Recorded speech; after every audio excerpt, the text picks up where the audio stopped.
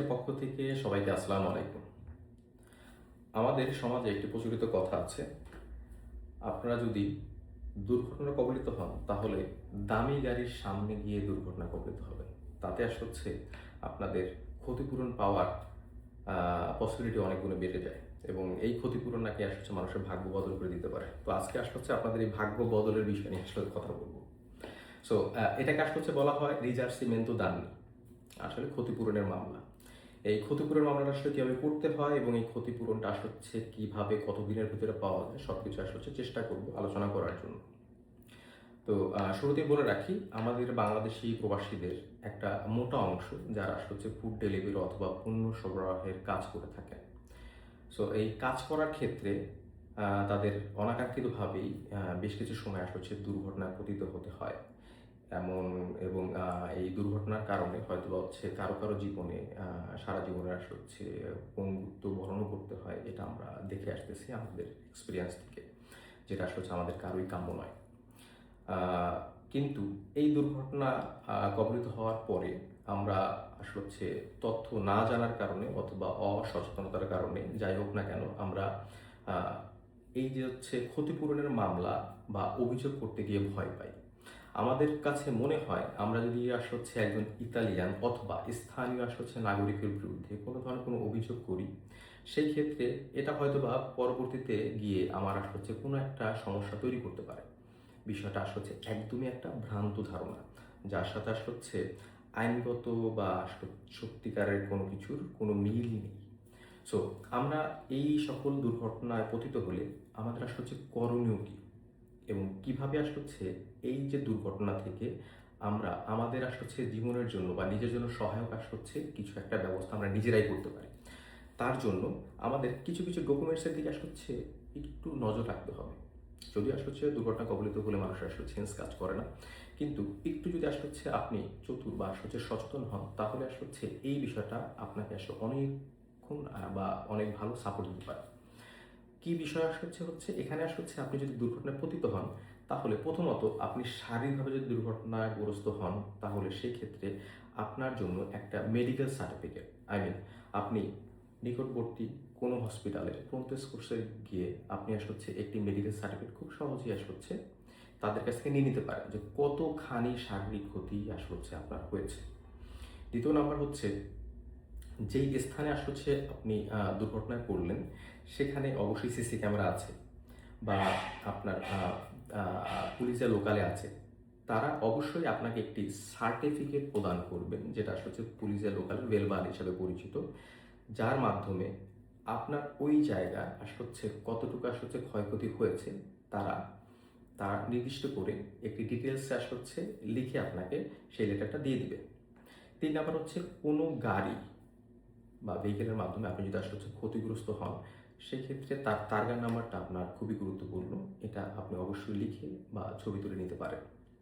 আপনার যদি কোনো বাহন ক্ষতিগ্রস্ত হয়, যেমন সাইকেল, মোটরসাইকেল অথবা আপনার নিজস্ব গাড়ি, তাহলে তার অবশ্যই কিছু ছবি তুলে রাখবেন। এই গেল মোটা দাগে আপনার ডকুমেন্ট। এরপর কমিউনিকেশন। আপনি নিজের জন্য কমিউনিকেশন করবেন। কার সাথে করবেন? ইনাইল। ইনাইলটা কি? ইনাইলটা গভর্নমেন্টের ইন্স্যুরেন্স অথরিটি, যারা কাজ করেন তাদের জন্য। আপনি একটি দুর্ঘটনায় পতিত হওয়ার পরে আপনার শারীরিক অবস্থা যদি খারাপ হয়, তাহলে আপনি বেশ কিছুদিন বা নির্দিষ্ট কতদিন আপনি পরবর্তী সময়ের জন্য কাজে যেতে পারবেন না। এখানে আমরা যারা বসবাস করি, তারা টাকা ইনকাম করার জন্য বসবাস করি, বা তাদের একটি পরিবার আছে, সেটা আমরা টাকা পয়সা বাংলাদেশে পাঠাই, সেই পরিবার স্বাচ্ছন্দ্যে এই টাকার উপরে ভিত্তি করে তাদের জীবন ধারণ করে। সো আপনি যদি দীর্ঘমেয়াদী ধরেন 2 মাস, 6 মাস, 7 মাস কাজে যেতে না পারে, তাহলে আপনার ফ্যামিলি কিভাবে সার্ভাইভ করবে? সে সার্ভাইভের জন্য হলেও আপনার একটি সহায়তা বা আর্থিক সহায়তা খুব বেশি প্রয়োজন, যেটা তাৎক্ষণিক সহায়তা আপনাকে দিবে ইনাই। সো তাদের সাথে কমিউনিকেট করতে হবে। সো এই সকল বিষয়ে জেডএম অ্যালায়েন্স আপনাকে কতটুকু সহায়তা করতে পারে? জেডএম অ্যালায়েন্স ল অ্যাসোসিয়েশন পার্ট আপনাকে এই ধরনের ক্ষতিপূরণের মামলায় শুরু থেকে শেষ অবধি মিনস আপনি যতক্ষণ পর্যন্ত আপনার ক্ষতিপূরণ সঠিকভাবে বুঝে না পাচ্ছেন, ততক্ষণ পর্যন্ত সাপোর্ট দিতে পারে এবং এর ডিউরেশন পিরিয়ড অনেক বেশি নয়। যদি এর গ্রাভিটি খুব বেশি বড় না হয়, তাহলে খুব অল্প সময়ের ভেতরেই আসলে হচ্ছে এই ধরনের মামলাতে আপনি আসলে হচ্ছে পর্যাপ্ত ক্ষতিপূরণ, আপনার জন্য যেটা সঠিক সেটা আসলে হচ্ছে আপনি পেয়ে যাচ্ছেন খুব সহজেই। উদাহরণ দেওয়ার জন্য আসলে হচ্ছে বলি, কারণ এখানে আসলে হচ্ছে অনেক কিছুই অস্পষ্ট, কারণ সবাই সবসময় দুর্ঘটনায় কবলিত হন না। সো যিনি দুর্ঘটনা কবলিত হন তখনই তিনি আসলে হচ্ছে এই সম্বন্ধে বুঝতে পারেন। তো আমাদের একজন ক্লায়েন্ট, ধরেন এক্স, তিনি আসলে হচ্ছে ফেব্রুয়ারি মাসে আসলে হচ্ছে মামলা করেছেন। তিনি অলরেডি জুন মাসে তার ডিসাইড হয়ে গেছে তিনি আসলে হচ্ছে কতখানি ক্ষতিপূরণ পাবেন। সো তিনি আসলে হচ্ছে 2 মাস কাজে যেতে পারেন নাই।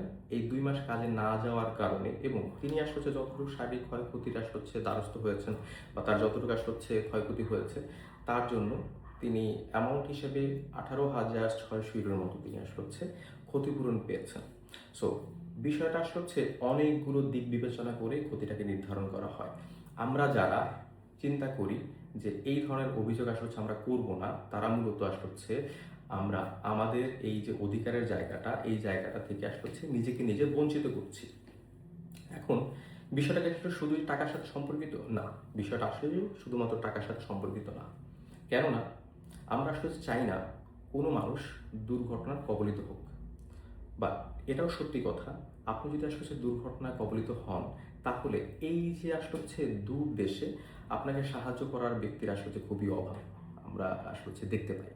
এবং এটাও বিশ্বাস করি টাকা পয়সা দিয়ে কখনোই আসলে হচ্ছে শারীরিক সুস্থতা কেনা যায় না। তবে সাথে সাথে আমরা এটাও বিশ্বাস করি যে আপনি যদি একটু আর্থিক সহায়তা এবং আসলে হচ্ছে একটু সময় পান, যেটা আসলে হচ্ছে আপনাকে এই যে আর্থিক একটি সুরক্ষা প্রদান করবে, তাহলে আপনি খুব সহজেই আবার আপনার স্বাভাবিক জীবনে ফেরত আসতে পারবেন।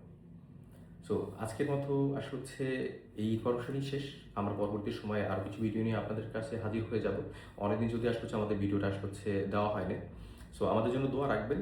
আপনারা সবাই নিরাপদে থাকবেন, ভালো থাকবেন। প্রয়োজনে অবশ্যই আমাদের সাথে যোগাযোগ রাখবেন। আসসালামু আলাইকুম।